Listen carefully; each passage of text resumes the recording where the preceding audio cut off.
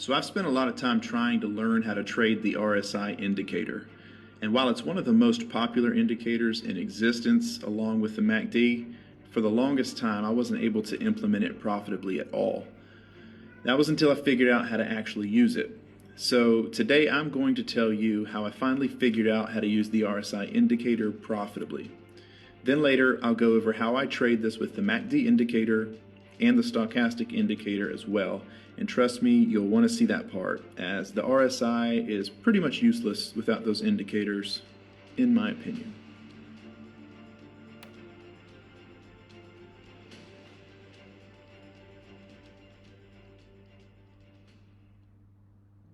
The RSI indicator.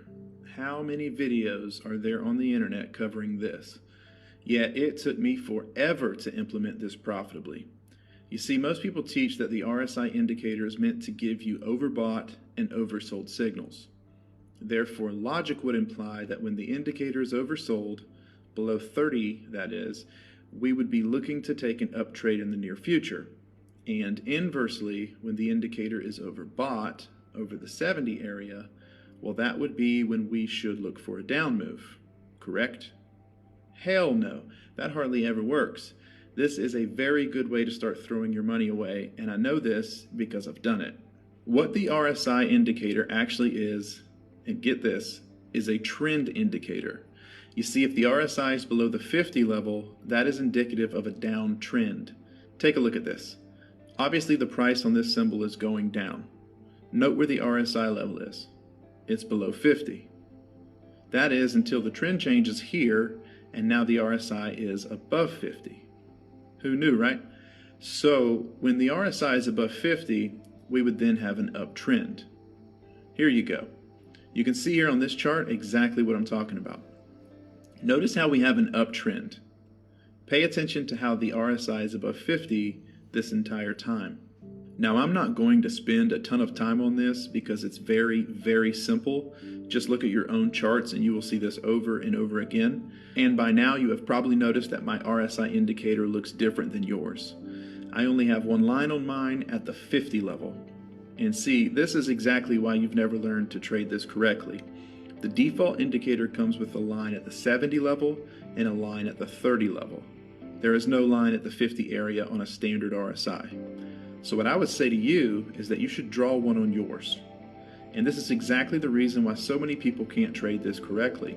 The lines throw you off as to what is actually important, and you end up focusing on the 30 and 70 levels.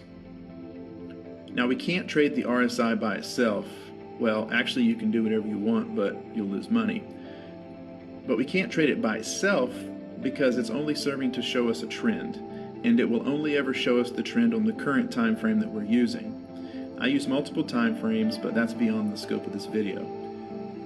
But if we added something like, say, a stochastic slow indicator, now we can more accurately pinpoint overbought and oversold areas, while also being able to determine the current trend. Let's take a look at this chart of Amazon on the 60-minute time frame from March of this past year, 2020. You see right here our stochastic indicator is showing an overbought area. It's below this overbought line right here. At the very same time, the RSI indicator is above 50. This would imply a strengthening uptrend, and therefore we would not be interested in taking the trade down at this point. Alright, but wait a minute. Right here at the close of this candle, the RSI now has a value that is less than 50. So let's pull this all together mentally. Visibly, the price looks to be going down. Add to that the fact that the stochastic slow was most recently overbought, meaning that the next likely direction would be down. Now we have our RSI. Remember, this is our trend indicator now, showing that the trend has now turned downward. Alright, so at this point, the stochastic is not yet oversold, and the RSI isn't either. So what should we do? What would you do? We enter the trade to the downside is what we do.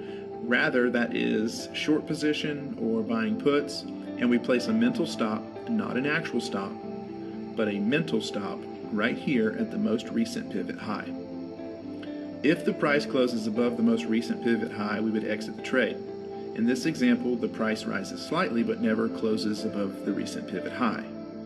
I'm not going to show an example where we actually got stopped out of the trade, guys. Then it moves down. When do you think we should exit this trade? It's not complicated. We exit when our stochastic and our RSI is oversold. Here they both reach that point at the same time, and this would be a safe exit point. That is a down move of about 100 points from where we entered the trade. So now let's add the MACD to the exact trade just to add one more level of certainty. Let's set the settings on the MACD to 8, 21, and 5. That's 8, 21, and 5. Why? Because the standard MACD settings suck. Use 8, 21, and 5. Trust me. Here's the exact same trade setup. Now you can see that the MACD is crossing down at the same time that we determined that we could enter the trade. Ladies and gentlemen, this is how you use multiple indicators at one time, and this will make your trades and your entries far more accurate. Let's do another trade example, and this time we'll look at an up trade. I'm going to stick with Amazon here on a 60-minute time frame again, and this time we're going to go back to around January 1st of 2020. The first thing that we can notice from looking at this chart is that the RSI has been consistently above 50. That means that Amazon has been trending up for a while. Now let's add the stochastic slope. It's pretty easy to see that the stochastic slope is oversold right around 1231. And at the same time, the RSI has dipped below 50. A downtrend, right? If you're following along, that would mean a downtrend. But by the end of the day, the RSI actually rises above the 50 line. That would be an uptrend. So when we read the charts, we can see we have a long uptrend, we have a stochastic that is oversold in a long uptrend, and we now have an RSI that is agreeing with us on the current uptrend with a value that is greater than 50. Then, if we want to, we can add the MACD, remember the proper settings, which starts to cross right at the last candle of 1231. And where would we exit? Well, a good spot, I'm laughing at how simple this is, would be when the stochastic is overbought and the RSI is also overbought, meaning above 70. So right about here. You cash out and you take your money. That is a one-day 50-point move on Amazon, which if traded properly with options would be well over a 100% return. Alright, so I know this video wasn't very long, but I don't feel the need to draw this out. None of this is super complicated, so please don't make it that way. People, including myself in the past, have a tendency to make things far more complicated than they have to be.